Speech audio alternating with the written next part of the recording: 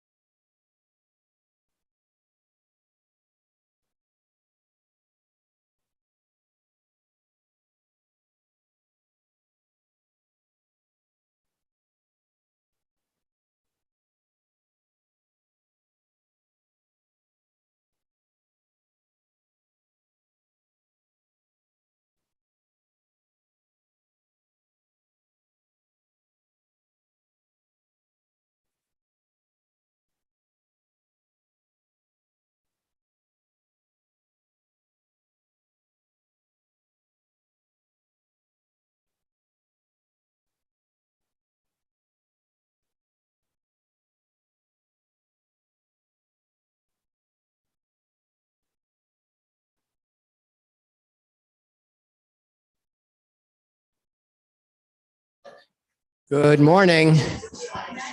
Good morning. I'd like to ask those who are standing to please find a seat because we're going to begin. I'm sure I could still see people coming from the parking lot. So there may be people who will come to join us, but I wanted to get started reasonably close to on time.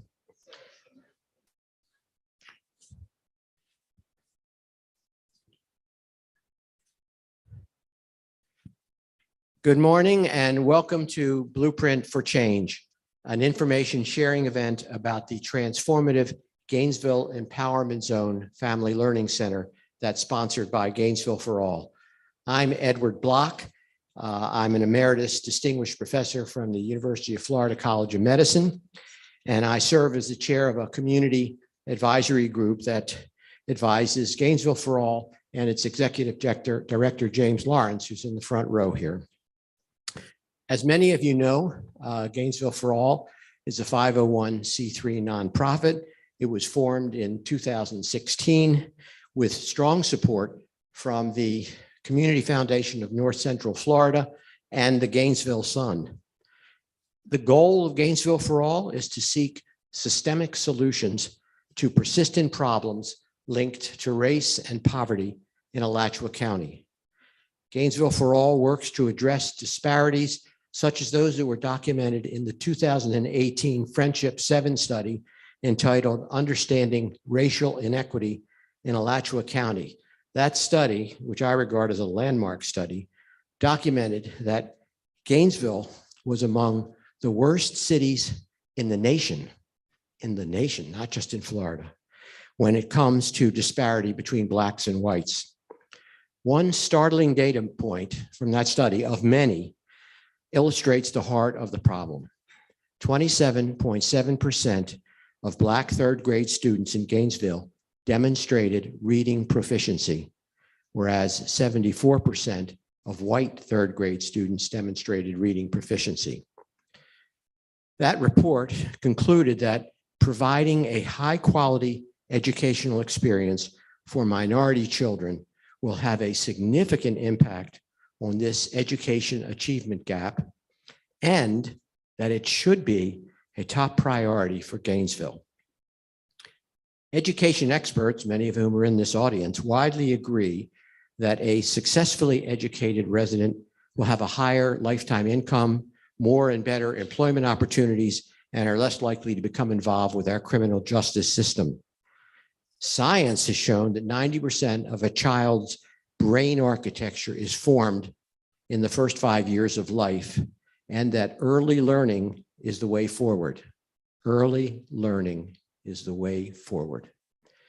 The identification of the problem in Alachua County and the recognition of the solution provided by this landmark 2018 study prompted Gainesville for All to establish as its top priority the creation of a family learning center, and I stress the word family, within the Gainesville Empowerment Zone, identified by Gainesville for All as its demonstration community in East Gainesville.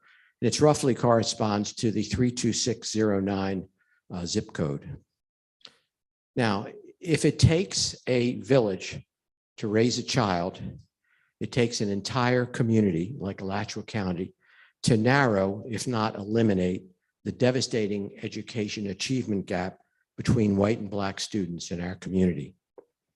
Aware of this, Gainesville for All is partnering with many agencies in the community, including but not limited to the Alachua County School District, the Gainesville Sun, the Early Learning Coalition of Alachua County, the Children's Trust of Alachua County, the College of Education at the University of Florida, Insight.org, the Gannett Foundation, and the City of Gainesville. As one example of these partnerships, the Alachua County School District, through a unanimous vote of its board of directors in February of this year, provided Building 11 on the Metcalf Elementary School campus in East Gainesville, that's a 7,700 square foot facility, to be the home of the Family Learning Center. In one other example of our fruitful partnerships, faculty members of the Zucker and Lastinger Centers at the University of Florida College of Education have agreed to work with Gainesville for All staff and advisors to design a beyond the state-of-the-art curriculum for the Family Learning Center and to help Gainesville for All to use the latest research tools to track the progress of the students enrolled in our Family Learning Center. Because, as I said earlier, 90% of a child's critical brain structure is formed within the first 5 years of life, our center is going to be enrolling families expecting children and families with children from 6 weeks of age up to 4 years. Parents will be integrally involved with and active in the Family Learning Center programs, and they will be connected by center staff to vital local social support and healthcare options, to parental coaching and job counseling, as well as to state and national community service agencies. Creating a Family Learning Center that is beyond state-of-the-art in its curriculum, that has an approach that specifically addresses the learning needs of very young children from struggling families, and at the same time is research-based in its tracking and assessments, is our mission and our goal. One whose success can not only be transformative for our community, but can serve as a template, a blueprint for change for other communities around Florida and the nation facing education achievement gaps similar to ours. I want to at this point introduce our next speaker. I'm delighted to be able to introduce Shane Andrew, who is the interim superintendent of the Alachua County Public Schools district system. He's a longtime resident of Gainesville and Alachua County, and he has been serving students and staff of the Alachua County School District for over 30 years. He's been principal of almost every middle or high school that I can figure out in the county. I think you've missed a few, I know. And there you were assistant principals in the ones you missed. But anyway, tremendous experience. And right before he was promoted to interim superintendent, he was the chief of operations for the school system. Our primary partner in this exercise this event and our goal towards getting a Family Learning Center has been the Alachua County School District. And so we are pleased to have you here, Mr. Andrew, and thank you and all of your colleagues and all the board members who supported the memorandum of understanding that we have between our organization and yours.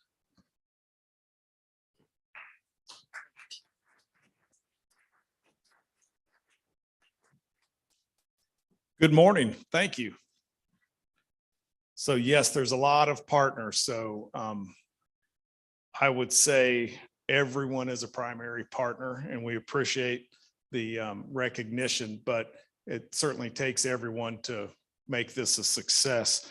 As the interim superintendent of Alachua County Public Schools and on behalf of the School Board of Alachua County, we just wanted to make sure that everyone shares our excitement and joins in our excitement about our partnership with Gainesville for All.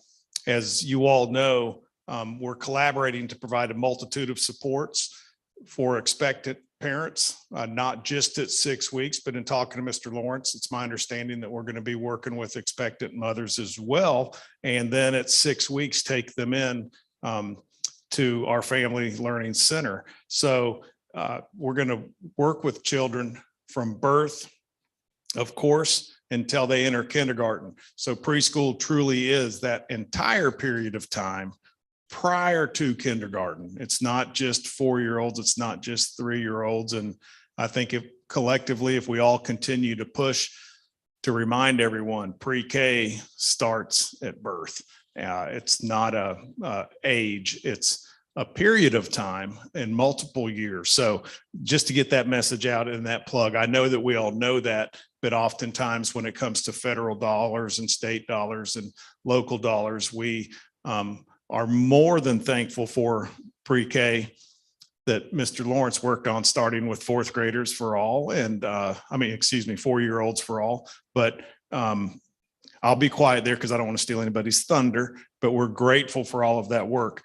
The Gainesville Empowerment Zone Family Learning Center, as you all heard, is located right next door to Metcalf Elementary School, and it's across the street from Howard Bishop Middle School. So in talking with Mr. Lawrence a couple of weeks ago, our hope is parents will not only put their youngest children at the Learning Center, at the Family Learning Center, but if they have other students who are of elementary age or middle age, that they'll go ahead and enroll them, apply for a zoning exception, and have their students go to school right there, where it's much more convenient for them for transportation or checking out children or checking on them, whatever it might be, going to events at their school. If it's all centrally located, we hope that will be of service to them. And the fact is, we have seats available at both schools. So we want the word to get out there to families. Hey, come bring your children to the Family Learning Center. And those other students in K through 8 can get right into 2 brand new facilities, state-of-the-art learning centers themselves, and see their children from 6 weeks old to 8th grade right there in the hub of the empowerment zone in our community. So that's our collective goal and vision that Mr. Lawrence has shared with me. So I'm just excited to be part of it. As you know, this learning center is going to provide children and their parents with access, and we always talk about access and equity, but sometimes there's too much talk and not enough action. So this will truly provide access and prepare students for kindergarten, but well beyond that. You know, we want to take students from birth to their careers, from birth to college. We want to see them all the way through, and we want this to be an opportunity for generational change. And we know it can be, because that's where we've fallen short, is preparing all of our children for their careers and their college that's ahead of them. So certainly we'll also have wraparound services, and we already do some of that, but Mr. Lawrence has worked closely with Mrs. Carter on wraparound services, and it's truly a collaborative effort with multiple departments within the school system. So that's a joy to see all of that coming together, and we're relying on each other's expertise to truly make this as wraparound as possible for health services, for social emotional, for mental health, and of course the academic, but you have to take care of everything else before you get to academics. And so we're hoping to move forward with that. And Mr. Lawrence has really done a lot of work in making sure he has community partners lined up to provide services to the family. So it will end up being a community family learning center as we move forward.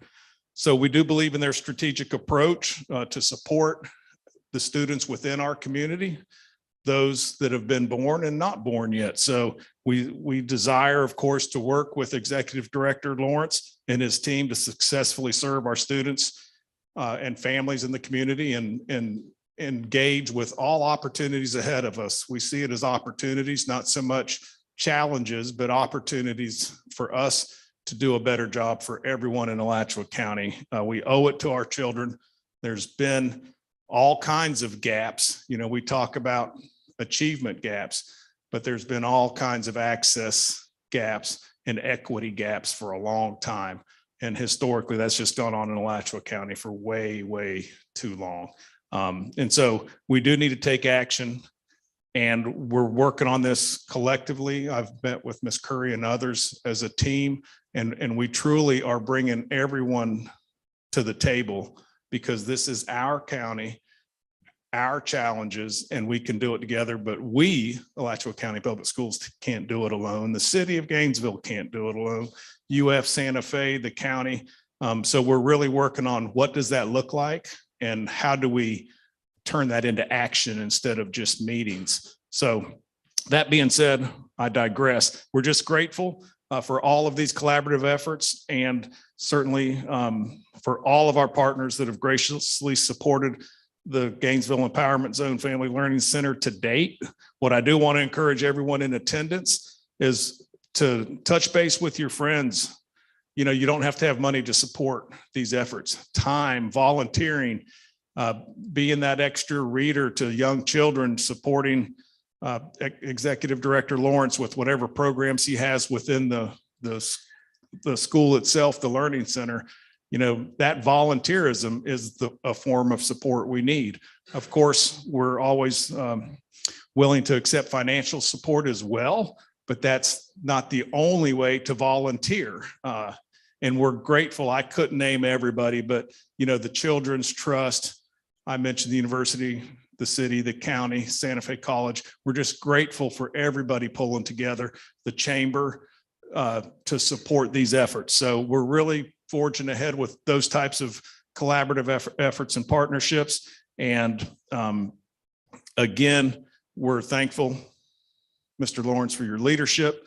We welcome Mr. Lawrence Jr., Mr. David Lawrence Jr. to Alachua County, and we honor him. I know he's done a lot of work for children, for preschool age children, and for that, we're grateful, because somebody has to be a voice, and we all need to be a voice. We all need to be at the table, and we all need to work hard to include others. And we've talked about this too. Ms. Curry and I were in on a conversation of that inclusion piece is doing things with other people, not just by ourselves or what we think they need, but including our citizens, the young families, the young mothers, the children. Children can teach us a lot if we listen and ask them, what do they need? Now, I know that doesn't work with a 9-month-old, but certainly kids can tell you at a young age what they need. And then listening to our community members, and community members being those that don't come to meetings, those that don't go online and fill out forms and surveys. So we really look forward to engaging everyone as we move forward. So with that being said, I just thank you for your time today. And I do thank you for your support of our children here in Alachua County.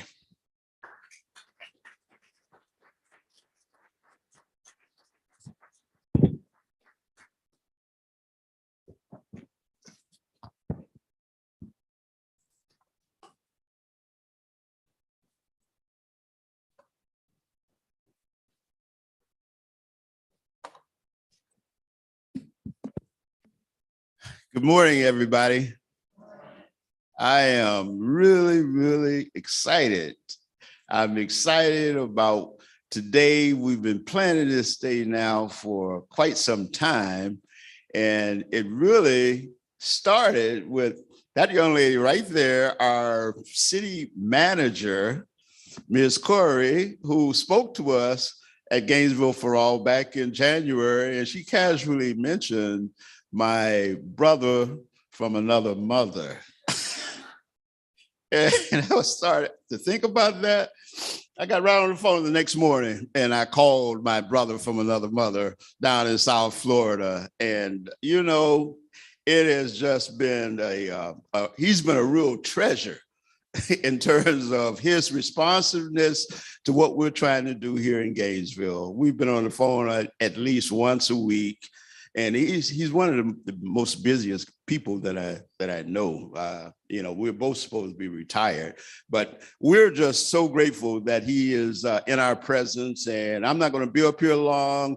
I want to thank Mr. Andrew, our interim superintendent. He just gave you my little speech for the most part. So I'm going to give you a progress report. But before I do that, I have to. So please bear with me. I have to thank some people in this room because you have had such a huge part in bringing us to where we are. And yes, we have a ways to go, but there are many who never thought we would make it this far. And it is because of the help that and support that we have both morally and financially, and just sometimes a pat on the back that we've been getting over the past several years that has got us this far. So if you will, I want to again thank Mr. Andrew, you know, for the school district's participation and enthusiastic participation that they're showing as we start to move forward with this very, very important project. Now, I must really also think at the school board itself, all members of the board, in fact, they unanimously, now we all know it's not very often that we see the school board vote unanimously on anything, but they voted unanimously to support Gainesville for All. And that was a major hurdle. And that spoke loudly to the merit of what it is that we're trying to do with this project. Because this is not just a high quality child care center in the Gainesville Empowerment Zone. You know, we really hope and believe that we can be a template for the redesign of public education as we know it in the 21st century. We believe that. We believe that. And we can do that right here in Gainesville, Florida. So watch our smoke, watch our smoke. So, but let me just say this too, that I must point out that the board, I definitely appreciate all that, you know, you guys are doing and have done, but I have to point out there are two members of that board who have been intimately involved with Gainesville for All almost since the day that we started. And I just want to publicly thank them. That would be Dr. Leonetta McNeely and Tina Certain. Thank you, thank you, thank you. I also would like to give a shout out to our strategic planning team. We put together a team of people, educators, community activists who spent 4.5, almost 5 months putting together our playbook. If you haven't read it, it's 22 pages, it's online, and it lays out in detail what it is that we hope to accomplish and how we plan to accomplish it. So this is the document.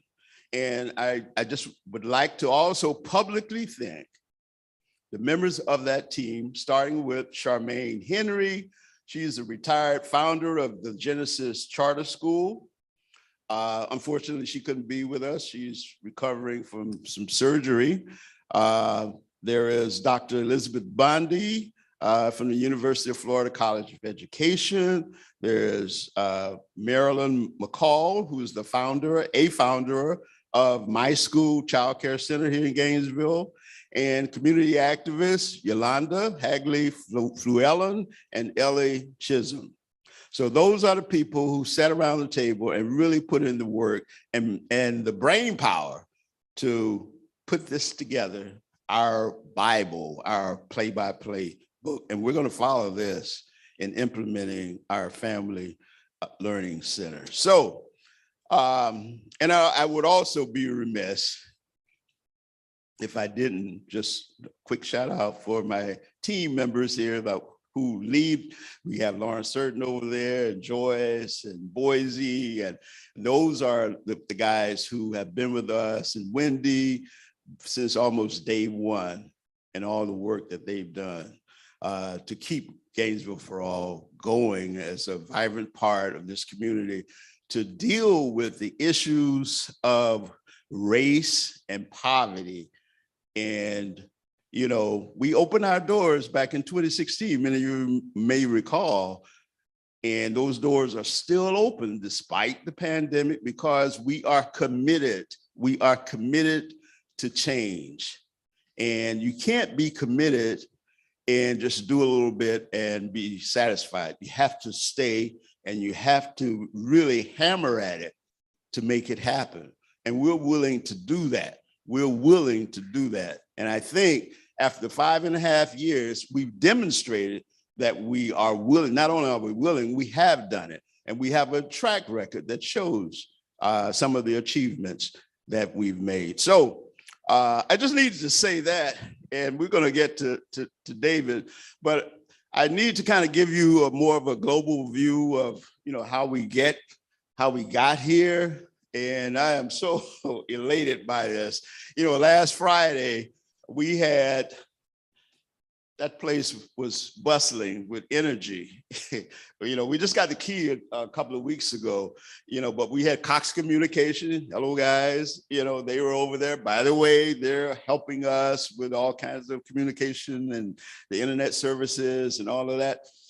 So we're really grateful for you guys and for what you're doing. Also, we had our yard groundskeeper. He was running through the place. We had just a number of electricians, people coming through, helping us, and most of them giving us their services or giving services to us at a drastically reduced cost. And so that's what we're trying to model here, is how community, this is not just Gainesville for All. It's Gainesville for All trying to harness the energy of the community, all these services that are out here that are being underutilized. We're trying to link them all together and show that through that link, we can help change the system. The systems are not working right now. They're not working the way they ought to be working, so we're going to be that link to bring people together. We're going to be that link to reach out to fathers in our community who may not be involved in their children's lives to the extent that they ought to be. We're going to be that link, that to provide, maybe you need affordable housing, maybe you need maybe even drug treatment, maybe you need medical care, whatever those services are, we're going to be there to help direct you to those services, because we believe if we can stabilize many of these families, that the children coming from those families will perform better in the classroom. So it all works together, and none of this is rocket science. It's not rocket science, but it hasn't really been done. So we want to do it, and we want to show that doing it can work, can succeed. One other person that I really need to point out to you is Marion Ratson over here. Marion is someone who has really been diligent.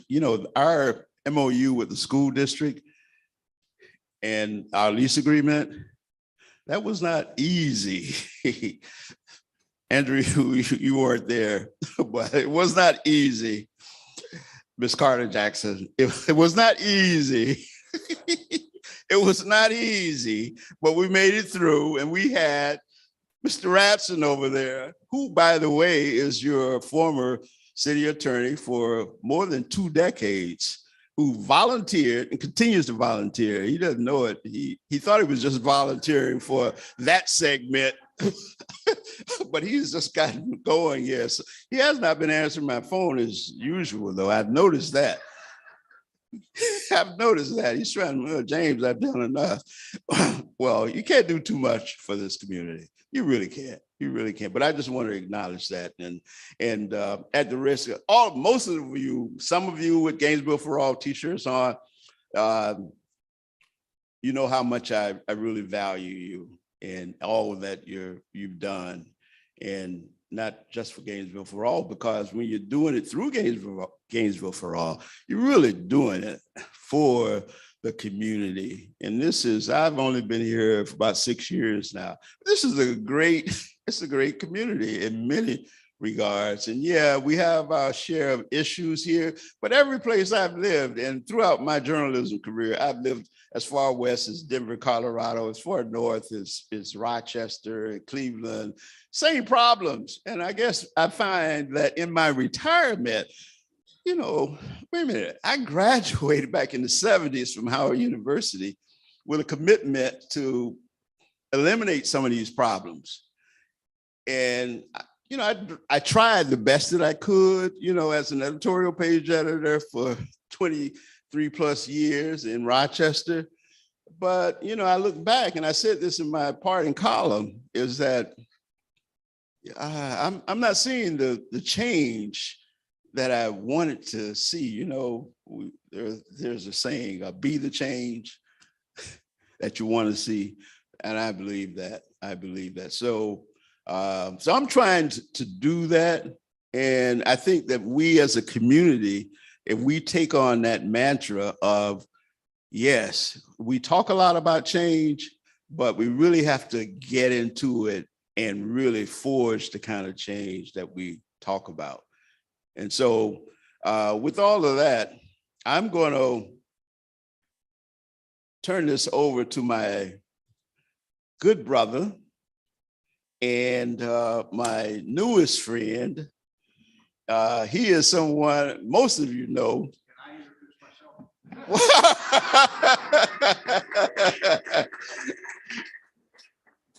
No, but I got to say this one. No, yes, I do. I got one thing. Introduced here already. one thing.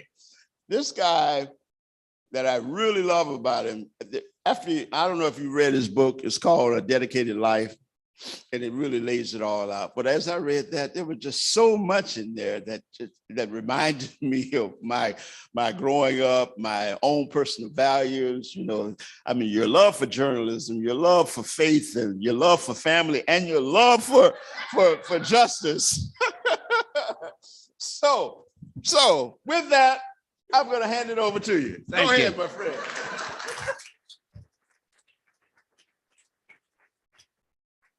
Single best introduction I've ever had.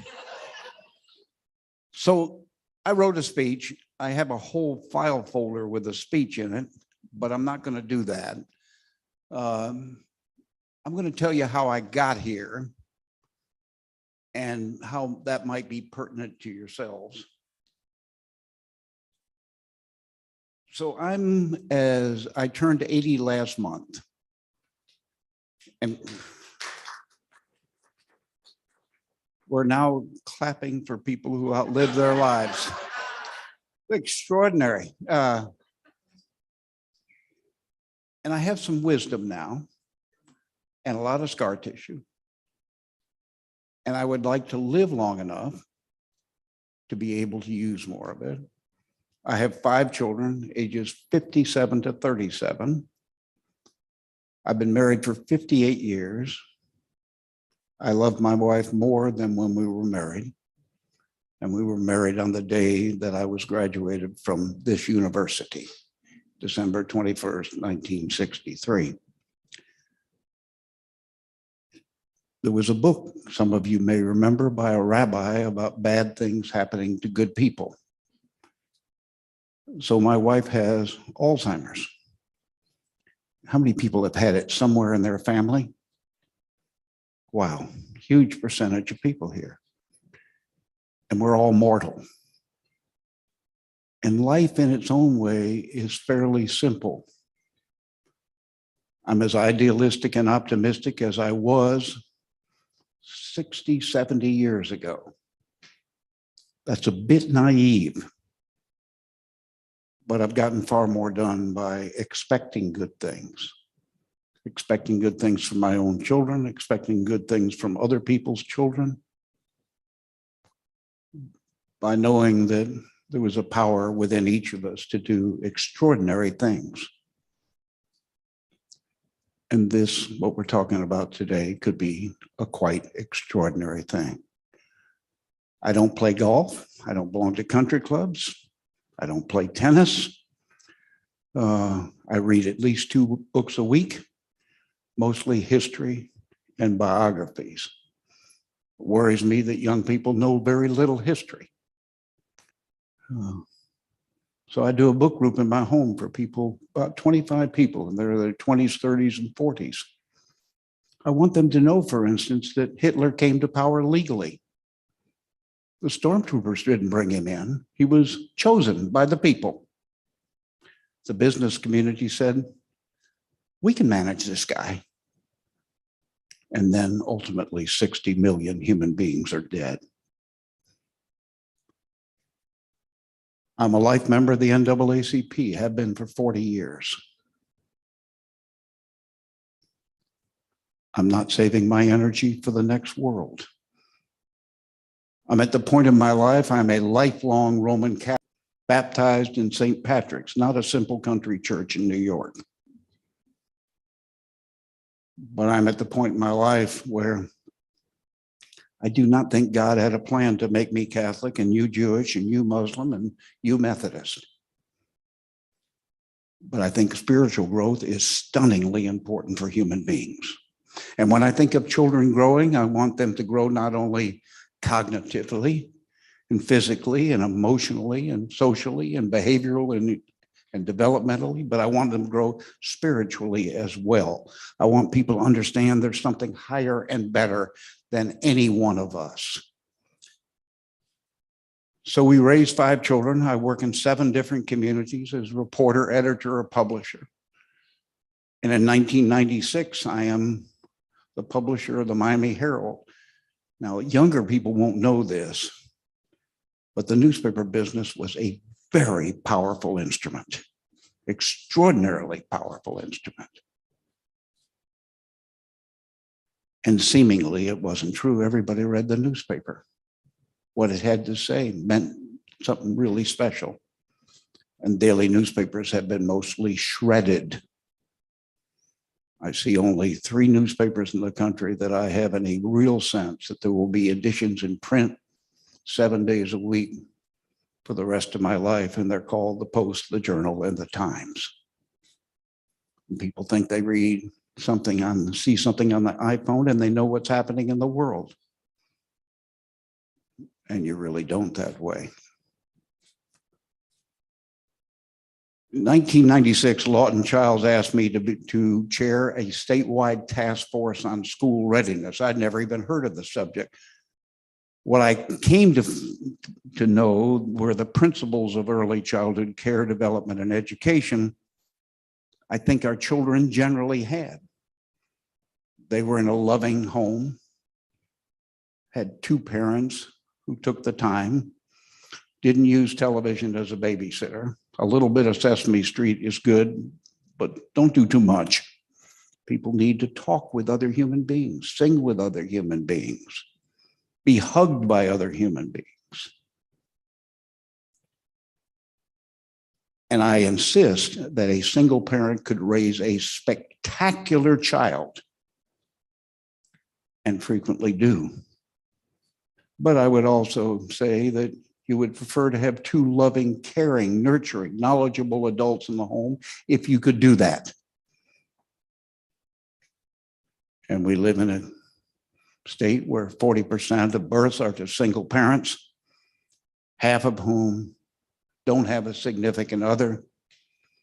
So that tells me of the 220,000 children born a year in the state of Florida, 45,000 fit in the latter category.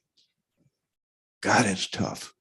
And then you come to a community like Miami, which is 9 times the population of Alachua County, but the principles are exactly the same. Come to a community like my community or yours, enormous poverty. If you check, you'll find that I've been a registered independent for decades upon decades. And so I'm not all caught up in this liberal, conservative, right, left, etc. But I do have strong feelings that we're breaking up into tribes and we're not listening to one another. And you can't learn by talking. You learn by listening to other people. And what I learned from this task force was a revelation to me. Indeed, I came to think it was the future of this republic. I had long believed, and believe even more fervently now, that children who grow up without hope are dangerous to themselves and dangerous to other human beings. I'll frequently ask an audience, what was the civil rights movement about? And I'll invariably be told it was about minorities and Black people and so forth and so on. That isn't the right answer in my estimation. The civil rights movement was about an American sense of equity, about everyone. We're trying to do something in this country it's never been done before. We're trying to diminish racism. And I won't get all embedded into the discussion today, but racism is embedded in every corner of our society. And this isn't about creative race theory or some other things that people are talking about. I want everyone to know the lessons of this country so we learn from them. So yes, I've read the 1619 Project and I've read Cass, both of which I would recommend, but I've also read a lot of other things with some different perspectives. I've been in 56 countries. I've never been in a country without racism. And that includes the Democratic Republic of Congo, where I interviewed child rape victims, or Bangladesh, where I talked about microlending. And you'll never overcome racism unless you confront yourself. I need to confront myself. I could be the most thoughtful, sensitive, compassionate, non-Hispanic white person you've ever met. I'm not. But if I were, and I told you I know what it was like to be Black or transgender or gay or lesbian or lots of other things, you need to be very worried about me.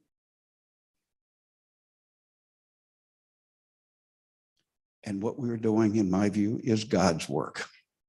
This is the work we were set upon this earth to do. And if we don't do something about diminishing the travail and the trash among each other,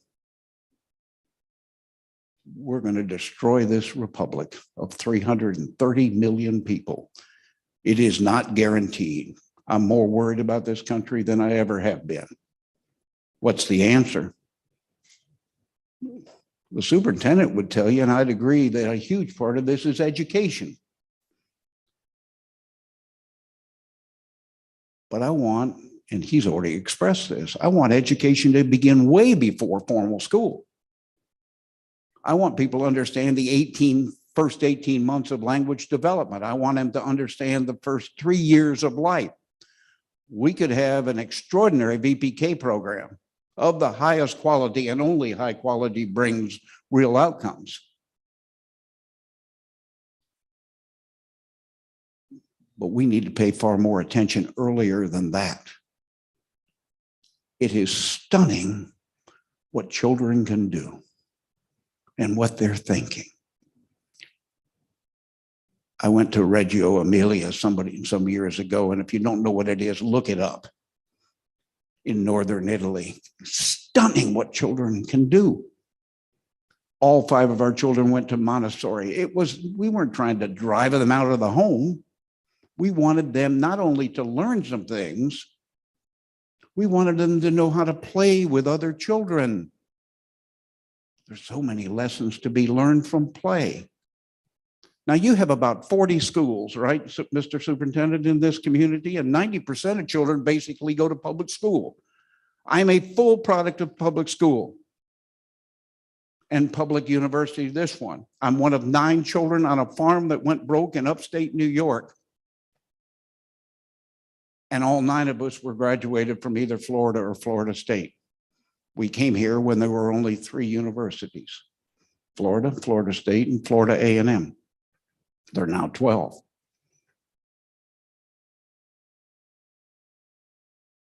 I want people to understand that unless we devote much more effort and reason and science and love, we're in trouble. And I say love and say it all the time, because people who grow up without love are in terrible trouble. They hurt themselves and they can hurt other people very badly. And what I learned from 2 years chairing this task force, out of which came the School Readiness Act of 1999, out of which comes Jackie Hodges' Early Learning Coalition. It was signed by Jeb Bush in the summer of 1999.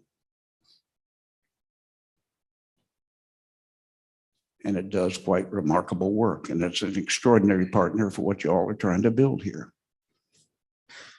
Or the Children's Trust. I want people to understand the power you have within you, but you got to use the power together or we're all rent asunder. In 1988, a woman named Janet Reno, and please tell me you remember her name, was the state attorney of what was called Dade County. And she tried to pass what you all call the Children's Trust. And she argued we ought to help children over here, here, and here, meaning stereotypically minorities, at-risk, disadvantaged. It failed 2-1. Now, what do you pay county commissioners here? Okay, we pay $6,000. Been on the ballot 12 times. We're a quite tax-averse county. We have a county budget of $9 billion. Now, nothing I remember from any political science course at the University of Florida said, God, this is real smart. Pay them $6,000 and this will work out really well. And look at all the money we've saved.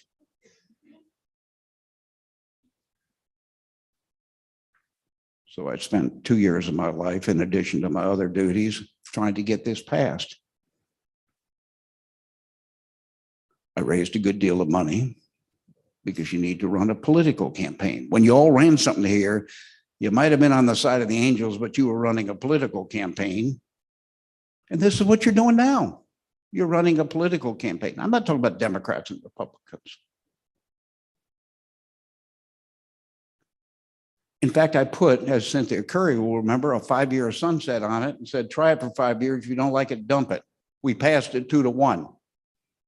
It came up again in 2008 in August. What was happening then? The Great Recession was going on. And since Miami is a get rich quick place, it's a get poor quick place. I promise you in history, that's the story. This time we passed it with 84.5% of the vote. Does that mean somehow there was something in the water and people now love children but didn't before? I don't think so. Trust is the central issue. And as you're figuring out what you're going to do together, trust needs to be at the core of it. Convening needs to be the core of it. If there were a children's czar named in Miami-Dade,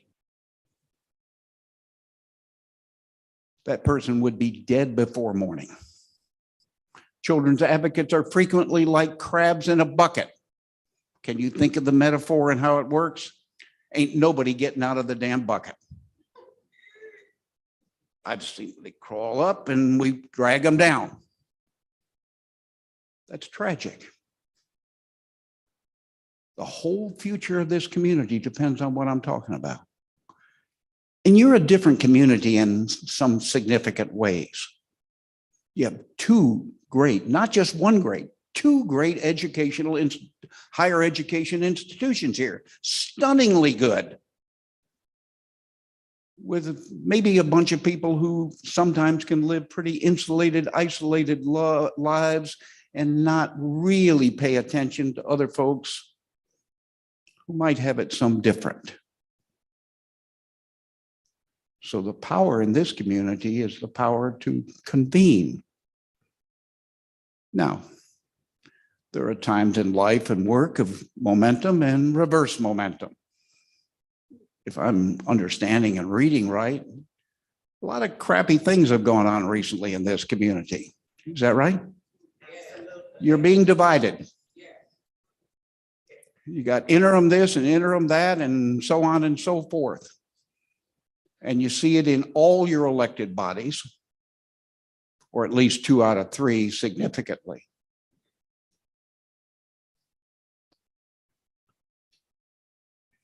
And the issues we're talking about today are more important than those. I often think that if people ever aggregated their power, it would be a mighty engine. So I think of children with special needs. 1 out of every 6 children in America is a child with a special need. You deal with a lot of them in your school system, Mr. Superintendent. But because this person is focused on cerebral palsy and this person is focused on ADHD and this person is focused on autism, we don't aggregate the power, so we don't have much power.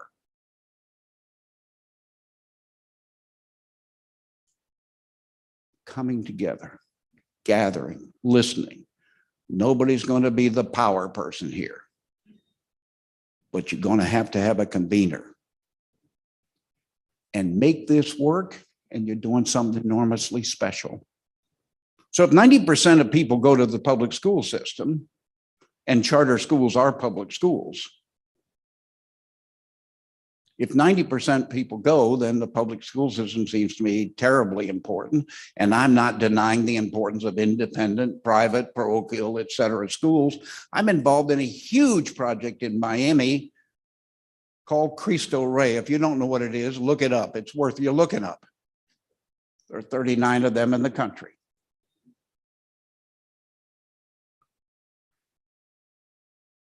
I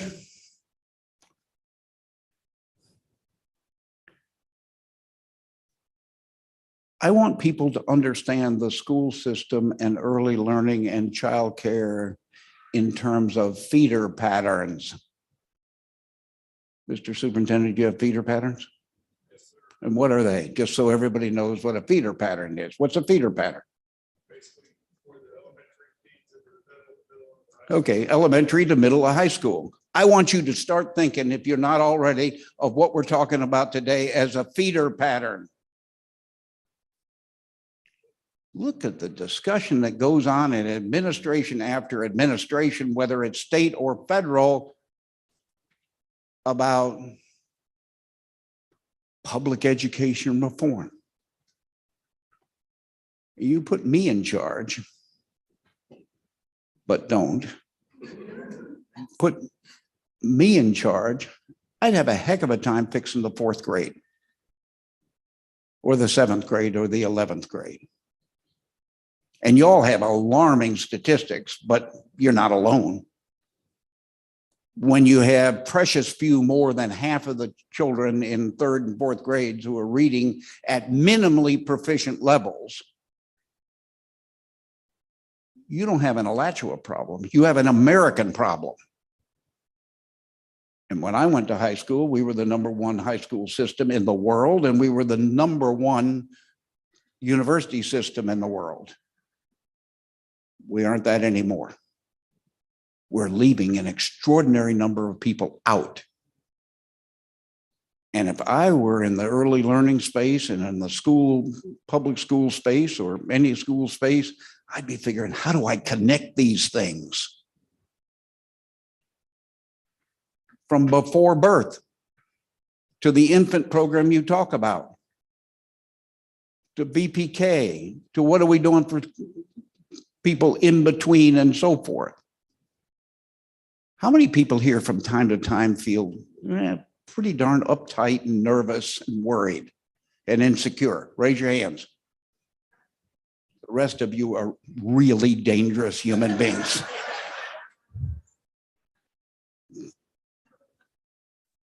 I'm nervous when I'm doing this. And this is at least the 4th or 5th time I've ever done this, as a matter of fact. I'm nervous, uptight. I do better when I'm nervous because I'm testing myself. I'm seeing what kind of reactions you have. When do you laugh? When do you check out? When are you looking at your iPhones and so forth? Thank you for showing your hands, ma'am. Appreciate it. No.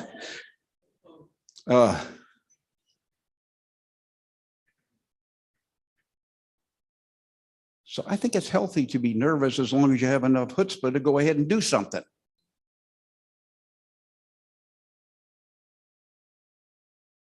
But just imagine the American tragedy of somebody who is 5 years old or 6 years old, who's already making up his or her mind, I can't do this stuff. And so they act up and out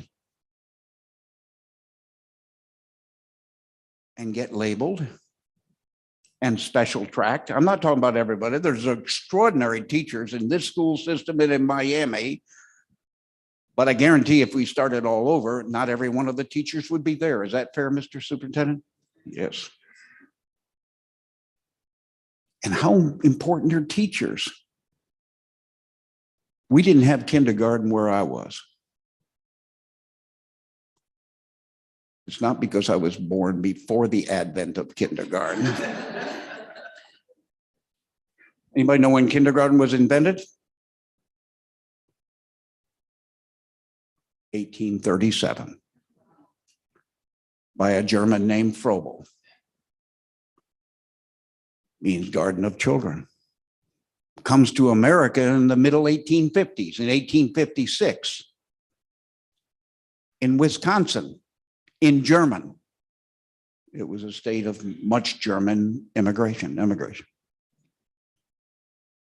And then it comes to Boston through a famous American family called Peabody. If you look at the history of St. Augustine and civil rights, you'll see another Peabody from that same family down the line. But for most of its life, kindergarten was for two kinds of children. Now, one correct answer would be boys and girls, but that's not what I'm looking for at this moment. The correct answer would be the very well off and the very poor off. And if you think to yourself, boy, that's pretty much America today, right? We got something here and here, but we don't have a lot in between. And that's why building a movement is so important. It's why high quality is so important. To repeat, only high quality brings real outcomes. And they need to be measured. So what James Lawrence is doing, as he attests and the school superintendent agrees and affirms, you need to know that this stuff works. What are we doing up front? And it's not just 1 year. So there was this big dispute some years ago about Head Start, no lasting, no enduring effect. Didn't surprise me.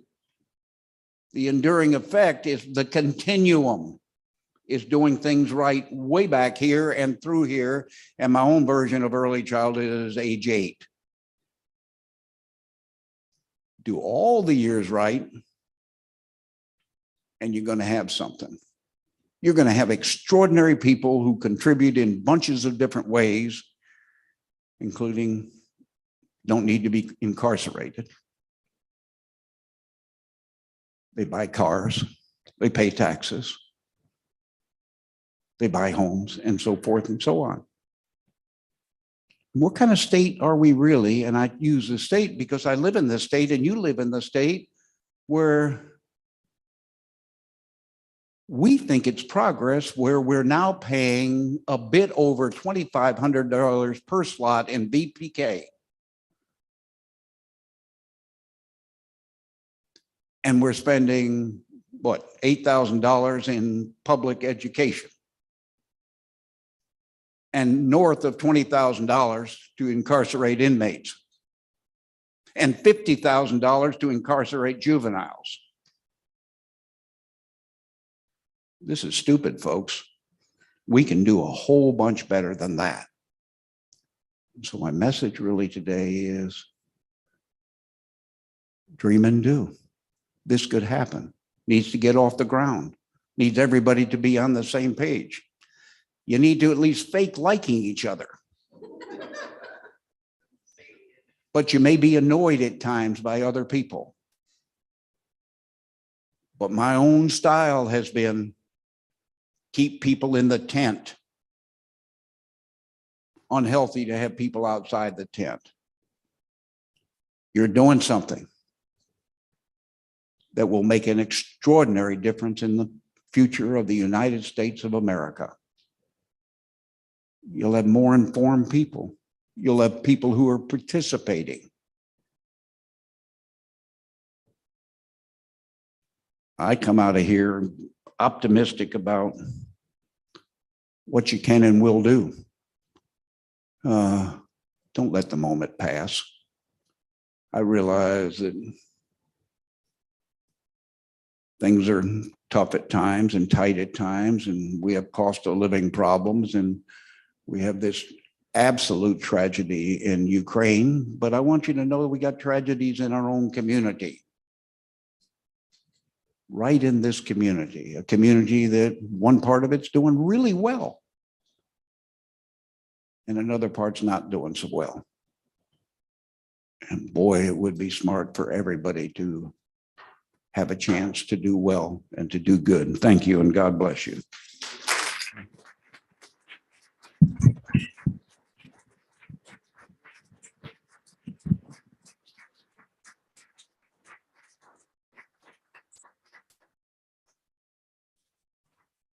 Thank you, Doug.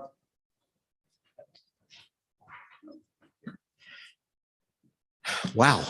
I don't know what to say after something like that. I'm so moved. I want you to join me again in giving him a tremendous round of applause.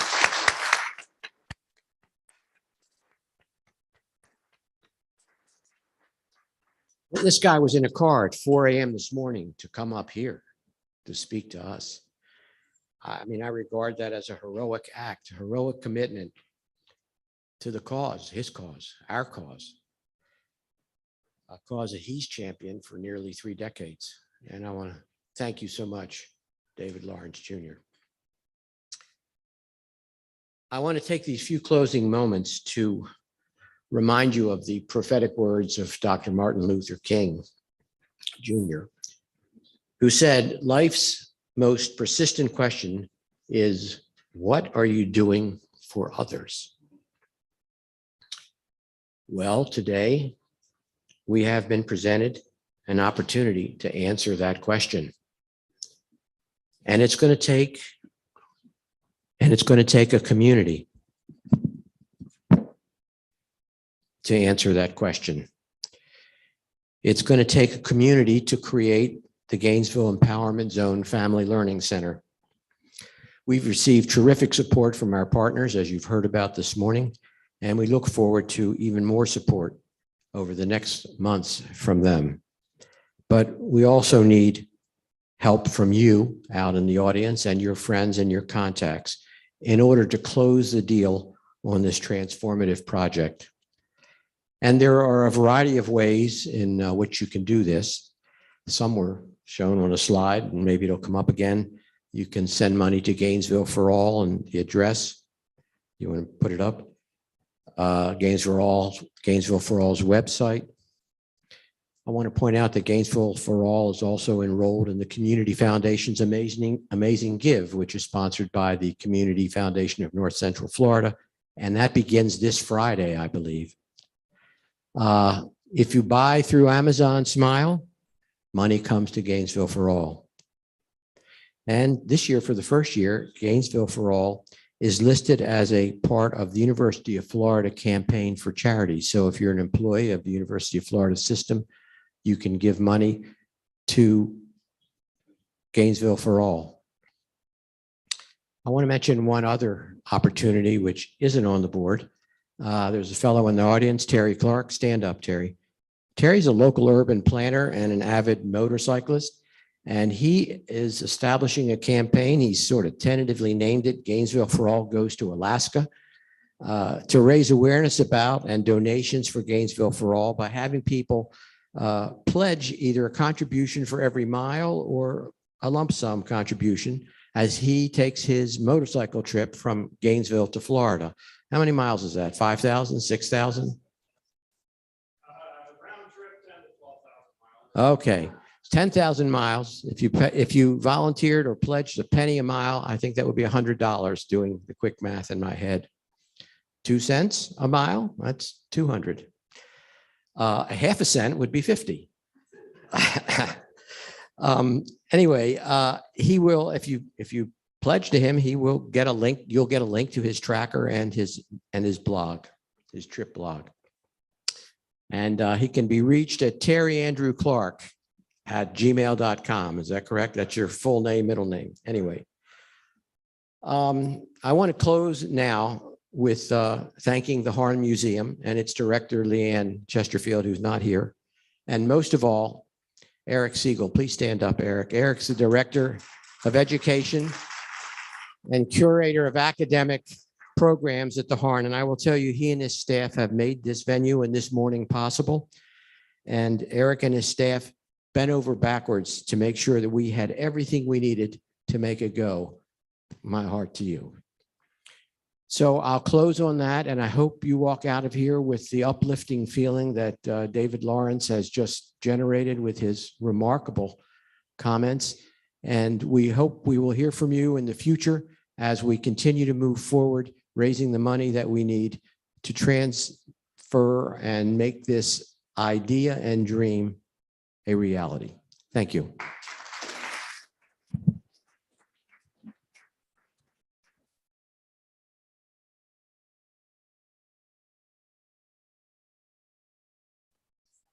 I just learned that the Amazing Give is actually open now. Is that right? It's open, the official day is 7 a.m. to 7 p.m. on Thursday, but all of the donation pages are open now. So Okay. anyone who wants to get, go to that. Thank you. And we're done.